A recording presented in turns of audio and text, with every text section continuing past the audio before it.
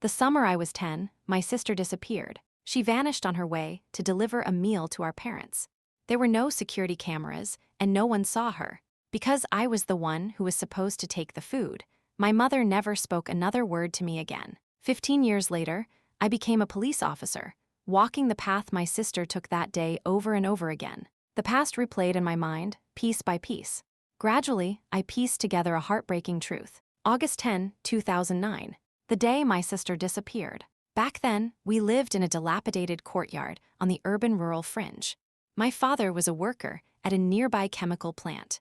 My mother ran a small, bustling grocery store by the highway. In the summer, many people would come to the store at noon to buy popsicles and ice cream, and my father would help out after his shift. They were often too busy to eat. So, for almost the entire summer vacation, I, at 10 years old, was responsible for cooking for the whole family. The kitchen had no air conditioning, only an old fan. After the water boiled, steam filled the air, and the fan only blew hot wind.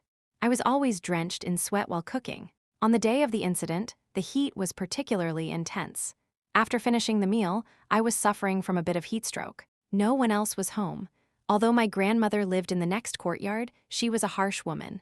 Not only would she not help, but she would also say a few nasty words, so I didn't dare bother her.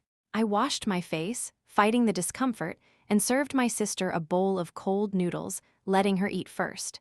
Then I packed our parents' meal into a lunchbox and put it in a basket. My sister took a few bites of her noodles and said to me, "Sister, you lie down and cool off by the fan. I'll go today. I know the way. I'll eat the rest when I get back." It was a 10-minute walk from our house to the grocery store, along a single, not too secluded road. I had walked it with her countless times, but I was still a little worried. "Are you sure you can handle it?" I asked, half lying down with a damp towel on my forehead. "It's fine, don't worry, sis. It's just a short walk. I'll be back in a jiffy." Without another word, she picked up the basket and headed out. She was very thin due to chronic illness. When she exerted her arm, the bones in her shoulders protruded. Her small back looked so frail. Before leaving, she waved at me. "I'll be right back. Don't you dare eat my noodles, sister." "Don't worry, I won't." I waved my hand impatiently, shooing her away. But she never came back. Tell me, if I had said back then that I would eat her noodles, would she have come back, thinking about them? On January 9, 2024, I officially joined the Municipal Public Security Bureau as a police trainee. 9 months later, I was discussing this cold case, which had tormented me for 15 years, with my mentor, Old U. "When was she discovered missing?" Old U asked. I rubbed my eyes and said, "Around 2 in the afternoon." After she left, I managed to eat a couple of bites of noodles and then fell asleep. I was woken up by a slap from my father. Even though it was a long time ago, I still remember it clearly. When I opened my eyes, I was met with my father's furious face. "Why didn't you bring the food? Are you trying to starve us to death?" I burst into tears. "Sister already took it." After I said that, I saw the half-eaten bowl of noodles on the table and suddenly remembered that my sister hadn't returned. A chill crept up my spine, and the tears in my eyes were instantly dried up by terror. We searched everywhere. Back then, the public surveillance network didn't cover that little road, only the main thoroughfare had cameras. Our whole family searched frantically, like headless flies. Bamboo rafts were sent out to drag the pond by the road 3 times, but they found nothing. We hired people to check the nearby wells, but she wasn't there either. After we reported it, the police checked the surrounding surveillance footage and found no suspicious individuals.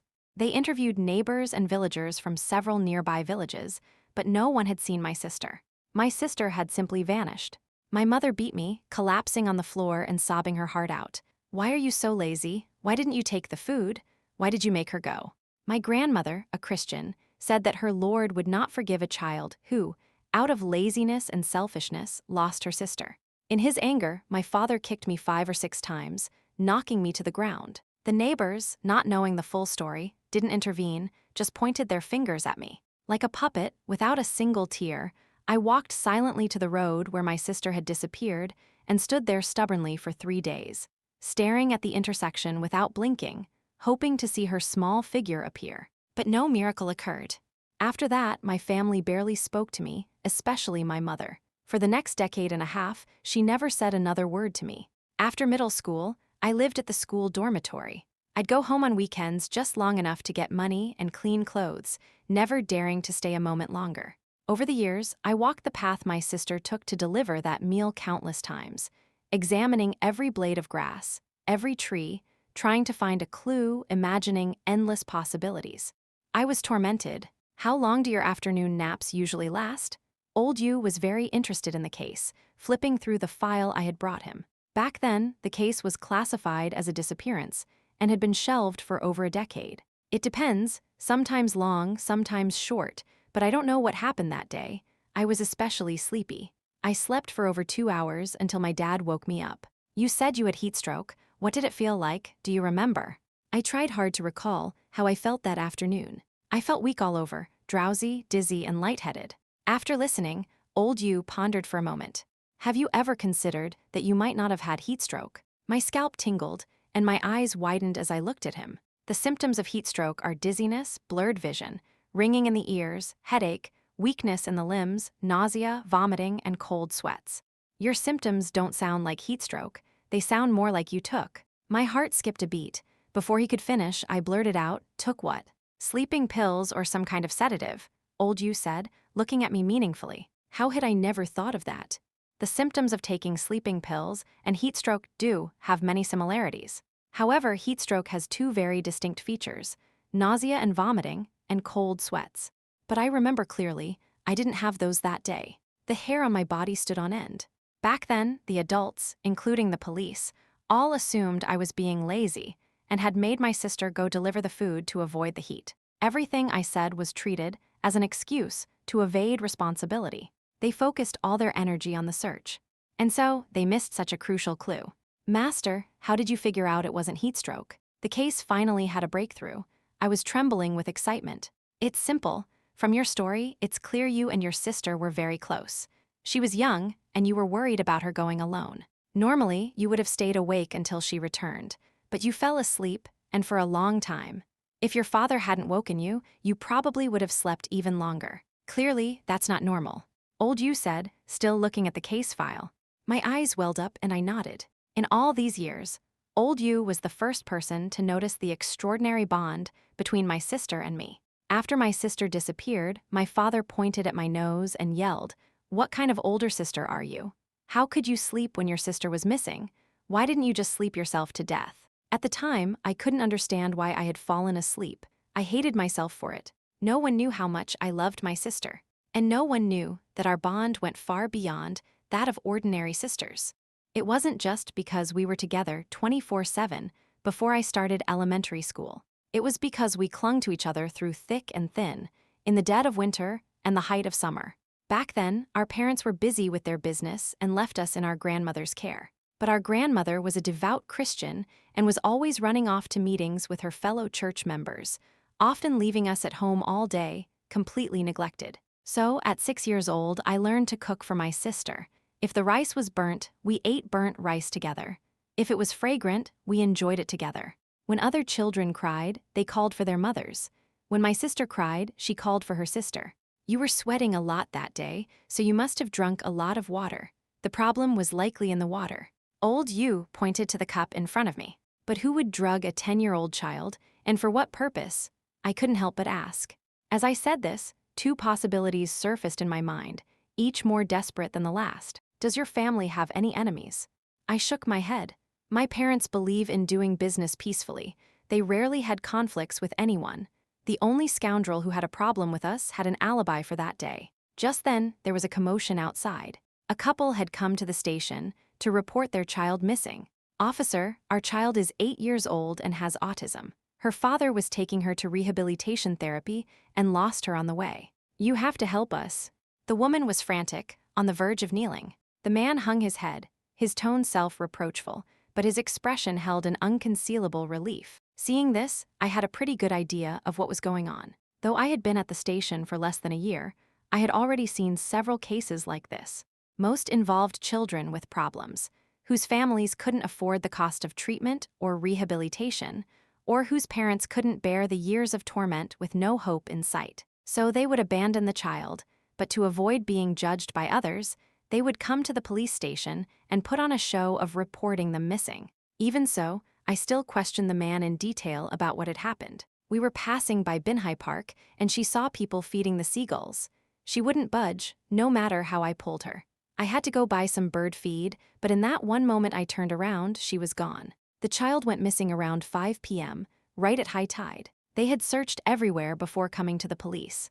By now, more than 2 hours had passed since the child disappeared. If she had run into danger, it would only take minutes for her to lose her life. If she had been taken by traffickers, 2 hours was more than enough time to reach a bus or train station. It was too late. Nevertheless, the police couldn't just ignore it.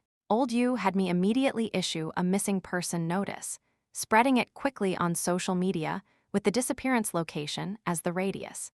He also dispatched a team to all major transportation hubs to look for the child, and contacted 2 professional search and rescue teams to search the coastline overnight. A 3-pronged approach, doing everything we could. The rest was up to fate. After the couple left, full of thanks, Old Yu looked at the dark night sky outside and said, "The chances of this child being alive are slim. It's only a matter of time before the body is found. Your sister had severe asthma, right? Is it possible that?" I shook my head frantically, denying it. No, our family never resented my sister. After she was lost, I became the biggest sinner in the family. My mother hasn't spoken a word to me in over a decade. He looked at me, tapping the case file. "What about your grandmother? How did she treat you 2 sisters?" I was startled. "You suspect my grandmother?" Indeed, if it wasn't an enemy, the only people who could have put sleeping pills in my water were my parents or my grandmother. Not entirely, just considering the possibilities, analyzing the case. To be honest, not well, but someone testified that she was at a neighbor's house for prayer service that day. She has an alibi. Old Yu was silent for a moment, then asked, "Are you sure not a single person saw your sister?" That road was a bit deserted. In the summer, there was almost no one around at noon. There were only 3 shops on the roadside, 2 of which were barbecue joints that only opened at night. The only other one sold tea eggs. The owner was disabled and usually lived in the shop, but he wasn't open at noon either. So, no one saw my sister. Old Yu shook his head repeatedly. "That's strange. This case is truly baffling." Even Old Yu was out of ideas. The hope that had just been kindled in me was extinguished again. I stared at the photo of the missing child on my computer screen. She was the same age as my sister, with the same large, clear eyes. My heart felt incredibly heavy. Seeing my low spirits, Old Yu encouraged me, "Zio Yue, don't give up. As long as a body isn't found, there's hope your sister is alive. Try to recall more details. In our line of work, we need to be bold but meticulous. Everything that's done leaves a trace. Go home when you have time, see if you can remember anything." I nodded. It was late at night when I got off work. The new apartment I rented wasn't far from my parents' house. As I walked, I found myself on the same road where my sister had disappeared. This road, which once had only 2 or 3 shops, had been transformed into a bustling food street. Even in the early hours of the morning, some stalls were still open. Old Yu was right.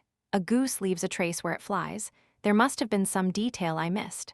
What was it? Tea eggs, 5-spice tea eggs. The tea egg vendor, his eyes closed, cocked his ear and called out to me, "Is that the Yue family's eldest? Off work. Come have a tea egg fresh out of the pot." His surname was Wang. He was blind. All the kids from my generation used to secretly call him Wang the Blind. He had been selling tea eggs from his stall on this road for over 20 years. When we were little, my sister and I would often sneak money to buy his tea eggs. My mother forbade it, saying he was blind and his food was unclean and would make us sick. What did kids care about that, as long as it was delicious?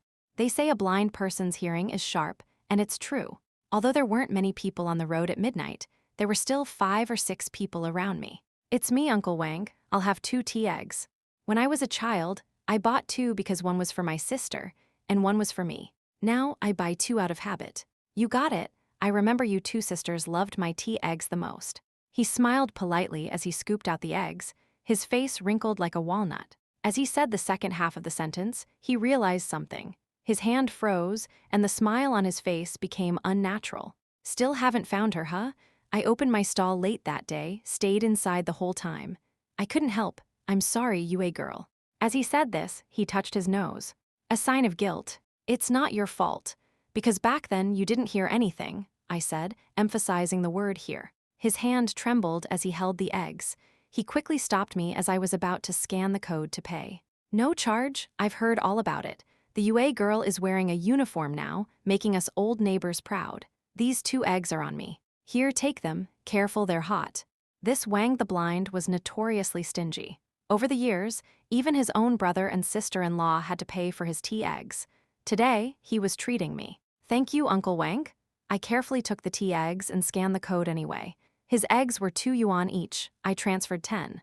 As the Alipay payment of 10 yuan received, notification sounded. Wang the Blind grew anxious, waving his hands. You girl, why don't you listen? Why give so much? I leaned closer to him. I'm investigating my sister's disappearance. If you have any important clues to provide, the police department has a reward. His ears twitched. He paused for a moment, then sighed. Your sister's fate is a pity. I don't want the reward. I'll only tell you what I heard, no guarantees it's true. If it helps you, just come buy my tea eggs more often. Wang the Blind's hearing was famously sharp. He could identify who was passing his door just by the sound of their footsteps. That afternoon, before the news of my sister's disappearance broke, an unexpected person had passed by his door. Girl, observe more, recall more details from the past. Don't overlook anyone around you. That was Wang the Blind's final piece of advice. September 25, 2024. The missing autistic child was found. Her body was bloated into a giant by the seawater, her internal organs eaten away by fish and birds. It was a horrific sight. Her parents cried and wailed, looking very sad, but their cries were so loud they felt strange. In the past half-year, I had seen many partings and reunions at the police station. True grief and heartache are silent, often without a single tear. Unfortunately, we had no evidence to prove that the father, or even the couple, had intentionally put the child in harm's way. I was in a terrible mood, perhaps because the victim in this case was the same age as my sister. Perhaps because she, like my sister, had an incurable illness, which always reminded me of my sister. I remembered her every smile, the way she would throw herself into my arms and sweetly call me sister. I remembered her helplessness and pain during every asthma attack. I dreamed of knowing if she was still alive. Was she okay? Where had she gone? I was being driven mad by the torment. October 6, 2024. After finishing my shift for the National Day holiday, I decided to go back and find the witnesses from that year. The 2 witnesses who had provided alibis for the scoundrel and my grandmother. Old Yu had said, what if one of them had lied? So, if I could just get them to talk, maybe I could uncover the truth of what happened. I could find my sister. First, I went to see the scoundrel's witness, the widow Zhang. Then I went to see my grandmother's witness, her fellow church member, Grandma Zhou. I spent the whole day trying to get them to talk. The result was unexpected. October 7, 2024, 9:30 a.m. I walked into a courtyard. In the yard, a silver-haired old woman was drying salt-covered radish strips. This old woman and this yard, full of salted radish strips, were the very culprits behind my sister's asthma. I approached her step by step. In the autumn of 2005, I had pneumonia. My parents took me to the city children's hospital and left my sister in your care. On the day it happened, it was your turn to host the prayer meeting at home. You felt honored and were busy entertaining your guests, and you forgot about my sister. She was hungry and came to you twice, but you shooed her out of the room both times. She got so hungry, she ate the salted radish strips drying in the yard. Even after so many years, my heart felt like it was being stabbed whenever I brought this up. To keep the tears from falling, I tilted my head slightly to look at the sun. It was evening when we came back and found her. She had been eating salted radish strips all day. She couldn't find any water, so she hadn't drunk anything. My parents frantically tried to make her vomit and forced a lot of water down her throat. My sister cried until she couldn't breathe. Even with those measures, my sister was left with lasting effects. Her respiratory and digestive tracts were corroded by the high salt content. She often couldn't eat and had trouble breathing. From then on, she had asthma. You ruined a perfectly healthy child. Don't you feel the slightest bit of guilt? Tell me, has your Lord forgiven you? The old woman's cloudy eyes looked at me. If you do something wrong, as long as you repent sincerely, the Lord will forgive you. That dead girl is long gone. Why are you digging up these old scores? If it were me, I would never dry salted radish strips again. I couldn't help but shout, tears rolling down my face with my anger. The old woman snorted. Even if her illness was my fault, you, eldest girl, were the one who lost her. What right do you have to talk to me? Don't think you're so special just because you're wearing a police uniform. We all hope that the people who hurt us or our loved ones will have a change of heart, admit their mistakes, and apologize. But reality is often not like that. I found Grandma Jo, the one who testified she was with you at the prayer meeting. I promised to help her apply for a reduced sentence, and she told me everything. She hasn't had a peaceful night's sleep in years. I want to know, what about you, Grandma? I stared at the arrogant old woman, speaking word by word. Her face instantly turned pale. The freshly cut radish strips in her hand fell to the ground with a thud, covered in dust. But she quickly composed herself. Don't think I don't know you're bluffing me. Old Joe would never. She suddenly realized this might be another trap and swallowed the crucial words. Would never what? Never betray you? I asked, staring into her eyes. Her eyes darted away, a flash of panic in them. She was right. My investigation had not gone smoothly. Grandma Jo had refused to say anything. She hesitated, saying she had sworn before the Lord 15 years ago that she would never change her testimony, and asked me not to press her further. I don't know what my grandmother did to make Grandma Jo keep her mouth shut. Maybe it was church rules, maybe it was a personal favor. The scoundrel's witness, the widow Wang, cursed me out. She said that testifying for him back then had exposed their hotel records, ruining her reputation and her chances of marrying well. She ended up with an old bachelor, a huge loss. Now, the sight of a police officer just brought her bad luck. Though her attitude was terrible, her testimony was highly credible. So, it wasn't a complete waste. You don't have to talk, I said, my voice trembling.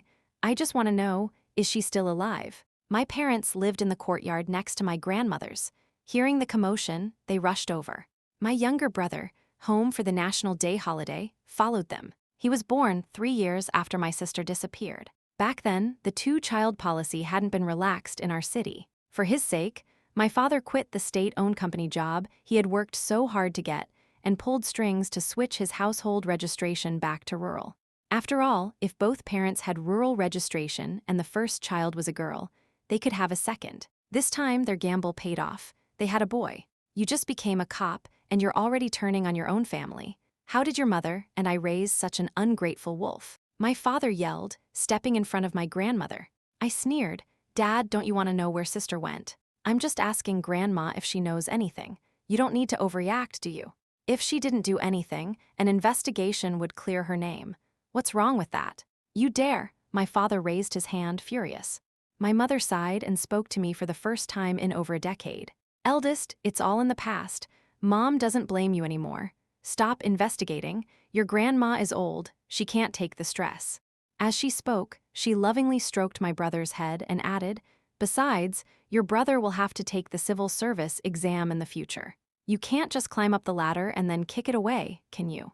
The early autumn weather wasn't cold, and the sun was on my skin, but I was shivering from a chill that came from within. Before today, I had reported the results of my interviews with the two witnesses to old Yu. He had told me earnestly, Xiao Yue, you have two choices with this case. First, put the file back, let this go, and do your job peacefully. Second, investigate it to the end, find the truth, find your sister.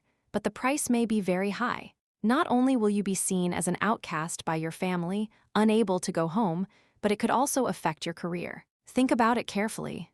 If I didn't find the truth, didn't find my sister, my conscience would never be clear. Wouldn't that price be just as high? No need to think. If my sister is alive, no matter where she is, I will bring her home. If she's gone, whoever killed her will pay the price. Before, I was trapped in self-blame and guilt, my perspective limited. But looking back now, it was only for the first 2 years after my sister's disappearance that my parents put up missing person posters everywhere and offered rewards online. After that, they just let it go. They made a child bear all the blame, telling everyone around them with their actions that it was all my fault. My own family isolated me for 15 years. They made sure I never forgot my mistake for a single moment. Several times, I stood on a rooftop, wanting to close my eyes and jump to end it all. But the thought that I still hadn't found my sister, that I didn't even know if she was alive or dead, made me feel like I couldn't afford to die. What if she was still alive, waiting for me to find her? Or what if she was murdered, waiting for me to avenge her? 15 years. Sister, where on earth did you go? I miss you so much.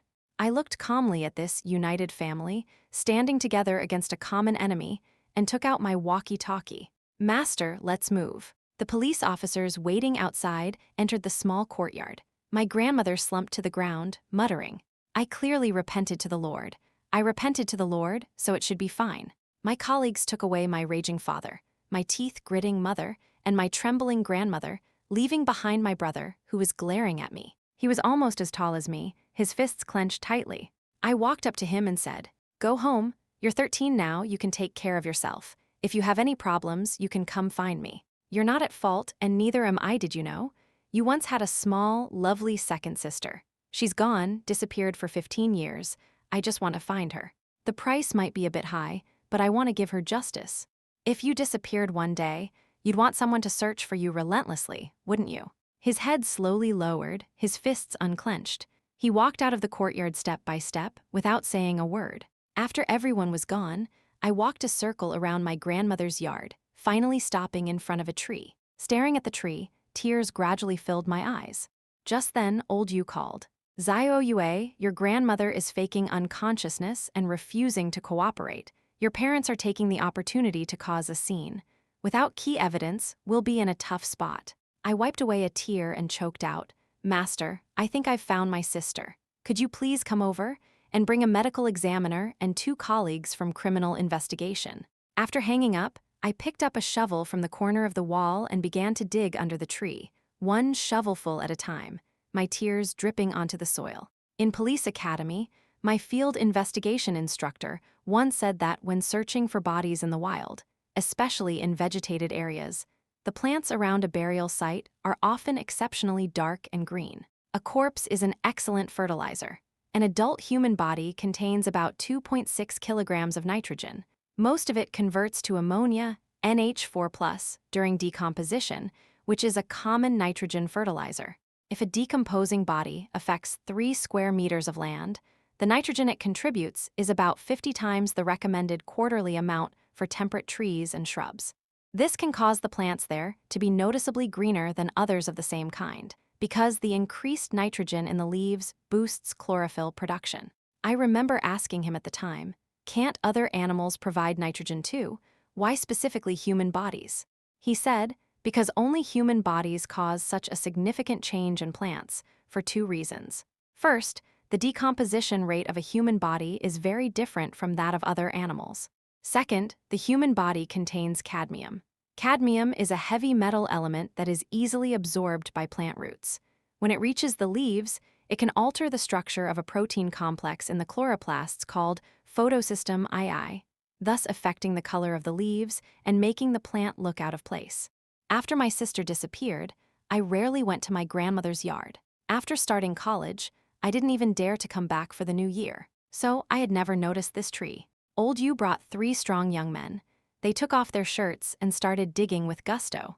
The body was buried deep, about 2 meters down. The tree roots had grown deep into the bones, making them difficult to remove. The medical examiner carefully used an axe to chop away the roots, placing the bones piece by piece on a shroud. Wearing rubber gloves, I gently stroked the small skeleton and wailed. The summer after my sister disappeared, a melon grew under this tree.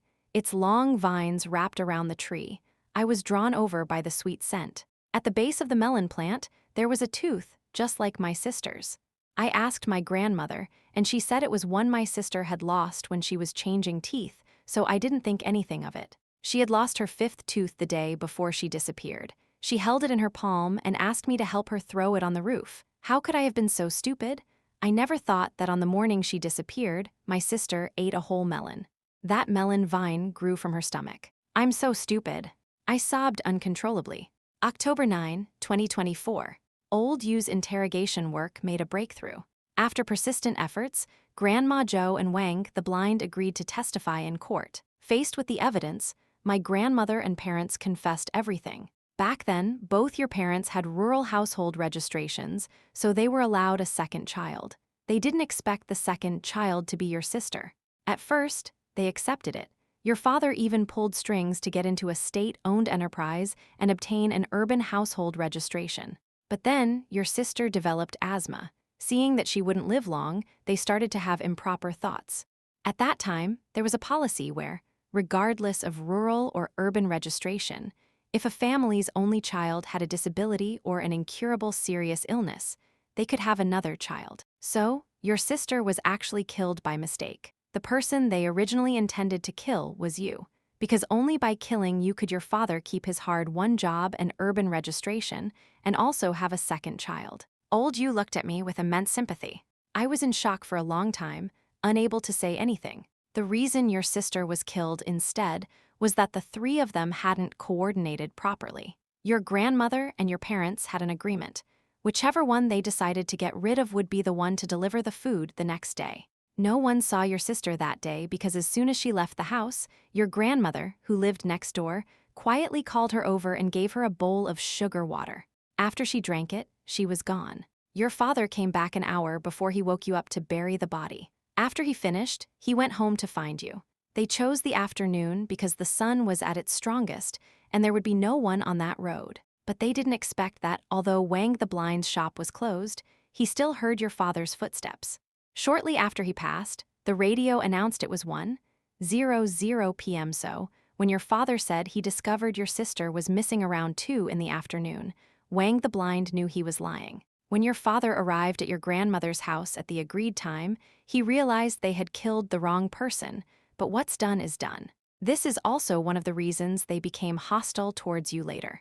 Because, in the original plan, you were the one who was supposed to die. They had dug a pit under the tree in advance and buried your sister in it. To create a diversion, they sprinkled dry soil and grass clippings over the wet earth and kept a flock of chicks on top, so no one noticed. Your mother was in on it. To cover up the crime, they went along with the new plan, putting on an act and making you, the one who was supposed to die, the scapegoat, misleading the police investigation. Perhaps my face was too pale, because old you poured me a glass of water. But my hands were shaking so much, I couldn't hold the cup steady. So my sister died for me. The one who was supposed to die was me. Old you sighed and took the cup from my hands. There are still two questionable points in the case. First, according to the medical examiner's report, your sister died from arsenic trioxide poisoning. Your father secretly brought the poison from the chemical plant where he worked. Because security was tight, he didn't get much, but the dose was enough to kill a child in about half an hour. But according to your grandmother's description, your sister had trouble breathing almost immediately after drinking the sugar water and died within 5 minutes, so fast that she found it incredible. The second point is strange. They've all admitted to the murder, but no one admits to putting sleeping pills or sedatives in your cup. Your mother admitted she had trouble sleeping at the time and had bought sleeping pills, but she denies drugging you. The family's enemy has multiple alibis, so it wasn't him either. I'm wondering if our deduction was wrong. Maybe there were no sleeping pills at all. Maybe you really did have mild heatstroke that day. I shook my head firmly, my lips trembling. No, master, it definitely wasn't heatstroke. Your deduction was correct. I think I know who did it. As a witness in this case, I request a certified hypnotherapist to hypnotize me. I need to recall the events of that day. There must be some detail I missed or forgot. October 10, 2024, 2:00 p.m. A hypnotherapist put me under. The following is a summary of the main process. Hypnotherapist. You are now back on August 10, 2009, at 11:30 a.m. You and your sister are at home. What are you doing? Me's cooking. Hypnotherapist. Is it hot? Me, hot. I'm sweating a lot. Hypnotherapist. Did you drink a lot of water? Did you get it yourself? Me, yes, I drank a lot of water. I didn't have time to get it myself. My sister handed it to me. Hypnotherapist. Was there any difference in the water's color or smell compared to usual? I was silent for a moment. There seemed to be some powder in the water. It tasted a bit strange. Hypnotherapist. Was anyone else at home at the time? Me, no. Hypnotherapist. How did you feel after you finished cooking? Me, tired, weak in the limbs, drowsy, dizzy. Hypnotherapist. How was your sister's state that day? Me, she was especially clingy, hugging me and not letting go. Hypnotherapist. Now, recall every action and expression of your sister before she left to deliver the meal. Me, when she joked with me, she wasn't smiling. She actually looked like she wanted to cry. As she picked up the basket to leave, she reached under the eaves and grabbed a handful of something, putting it in her pocket. Hypnotherapist. What was under the eaves? Recall carefully. I was silent for a moment. Salted radish strips from last year. After saying this, my body began to convulse, a sign of extreme emotional distress. The hypnotherapist terminated the session and quickly woke me. My sister's respiratory tract was corroded by salted radish strips, so she was severely allergic to them. The doctor had repeatedly warned us that if she ate them again, we should be prepared for the worst. So my sister was. I was so choked up I couldn't continue. She was saving you with her own life, old Yu said, his eyes red as well. She was the one who gave you the sleeping pills so she could take the meal for you. To make sure she would die, she ate a salted radish strip when she left the house. That's why she passed away so quickly after drinking the sugar water your grandmother gave her. A child of only 8. Xiao Yue, your sister really loved you. My heart felt as if it had been pierced by 10,000 steel needles, bleeding drop by drop, but I couldn't shed a single tear. Old Yu patted my shoulder. Xiao Yue, live well. This is your sister's final blessing to you. Your life is for 2 people now, it's precious. After the case was submitted to the court, my parents requested to see me. I hesitated for a moment, but I went. Yue Zia, you've ruined our family. For a mere girl, you've not only destroyed your mother's and my retirement, but also your brother's future. My father stared at me as if I were his enemy. My mother added hatefully, if you hadn't kept digging, no one would have cared about the life or death of a sickly child, a worthless girl. It would have been better if you had been the one to die that year. I said, my eyes red. Yes, I wish it had been me who died that year to give my sister the chance to live. She was so sensible, so lovely. She was only 8. You didn't care about her, but I did. We only had each other. Now, sending you to court, to prison, I feel great. After saying that, the corners of my mouth turned up, and I smiled. It was an incredibly bitter smile. You 2 debt collectors, money losers. Both of your lives together aren't worth as much as my son's. What do you know? In the countryside, not having a son means people will look down on you. You'll be bullied and despised. What did we do wrong? People with such fundamentally different values can never communicate. I shook my head, stood up, and said to them, enjoy your prison sentence. Then I turned and left. I had my sister's remains reburied and planted her grave with her favorite daisies. Every weekend, I bring a bowl of noodles I've made myself, place it before her grave, and talk to her for a while. Don't be afraid, sister. I will always be with you. If there's a next life, let's be twin sisters. May we have parents who love us then.